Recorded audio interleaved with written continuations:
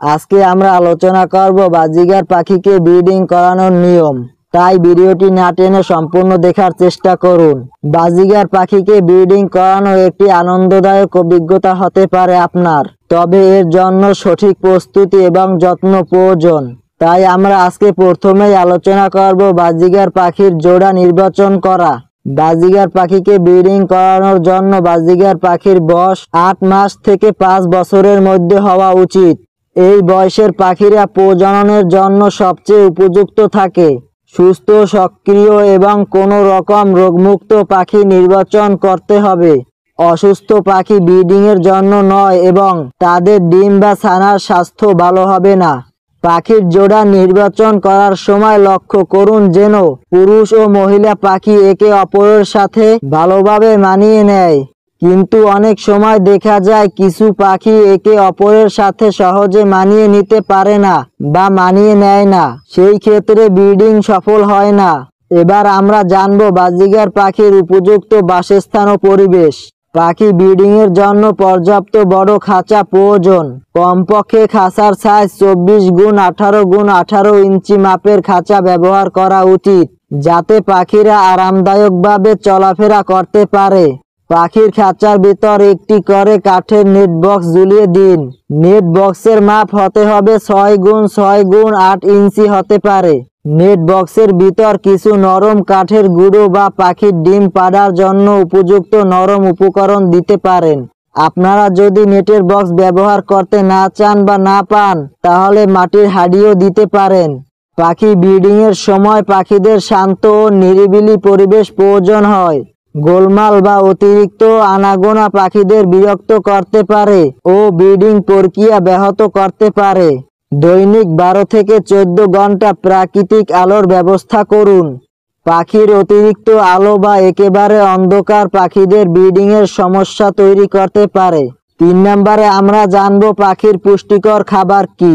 পাখি ব্রিডিং এর সময় পাখিদের সুষম খাদ্য দেওয়া অত্যন্ত জরুরি। আপনার পাখি ব্রিডিং এর সময় পাখিকে মিক্সারের পাশাপাশি 1 ফুট বা 6 ফুট দিতে পারেন।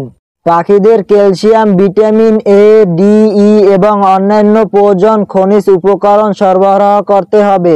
এর জন্য বাজারের বিভিন্ন দোকানে পাখির ভিটামিন ও সাপ্লিমেন্ট পাওয়া যায়, সেইগুলো ব্যবহার করতে পারেন। পাখির জন্য সিদ্ধ ডিম, সিদ্ধ ভুট্টা ও সবুজ শাক যেমন পালং শাক, ব্রোকলি শাক ও কমলি শাক দিতে পারেন, অথবা ফল যেমন আপেল, গাজর তাদের খাদ্যের অংশ করুন। ক্যাটেল ফিশ বোন ও মিনারেল ব্লক পাখির খাঁচায় ঝুলিয়ে দিন, যাতে পাখিরা নিজের প্রয়োজন মতো খেতে পারে। আমরা এখন 4 নম্বরেও আলোচনা করব ব্রিডিং ও প্রক্রিয়া পর্যবেক্ষণ। পাখি ডিম পাড়ার আগে স্ত্রী পাখি নেট বক্সের ভিতর বেশি সময় কাটানো শুরু করে। বাজিগার পাখি সাধারণত 4 থেকে 8টি ডিম পাড়ে। একটি ডিম পাড়ার পর 1 থেকে 2 দিনের ভিতরে পরের ডিমগুলো পাড়ে। ডিম পাড়ার পর পুরুষ এবং স্ত্রী উভয় পাখি ডিমে তা দেয়।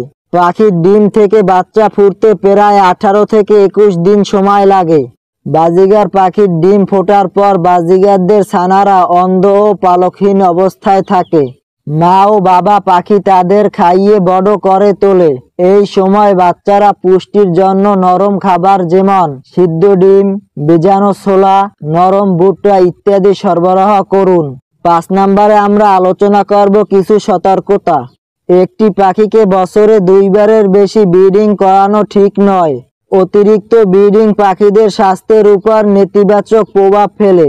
খাঁচা এবং নেট বক্স নিয়মিত পরিষ্কার রাখুন, যাতে কোনো নরম ব্যাকটেরিয়া বা ফাঙ্গাসের আক্রমণ না হয়। যদি আপনারা পাখিদের মধ্যে কোনো অসুস্থ বা অস্বাভাবিক আচরণ লক্ষ্য করেন, তাহলে দ্রুত একজন অভিজ্ঞ ভেটেরিনারি চিকিৎসকের পরামর্শ নিন। আমাদের ইউটিউব চ্যানেলটি এখনো যারা সাবস্ক্রাইব করেননি, সাবস্ক্রাইব করে রাখুন। আর যারা ফেসবুক পেজ থেকে দেখছেন তারা ফলো করে রাখুন। এই টিপসগুলো অনুসরণ করলে আপনি আপনার বাজিগার পাখিকে সফলভাবে ব্রিডিং করাতে পারবেন। আপনারা যদি আরো কোনো প্রশ্ন থাকে তাহলে আমার কমেন্ট বক্সে বলুন, ইনশাআল্লাহ জবাব দেওয়ার চেষ্টা করব। আজকে এখানেই বিদায় নিচ্ছি। সকলে ভালো থাকবেন, সুস্থ থাকবেন এবং আপনার পাখির জন্য দোয়া রইল। আসসালামু আলাইকুম ওয়া রাহমাতুল্লাহ।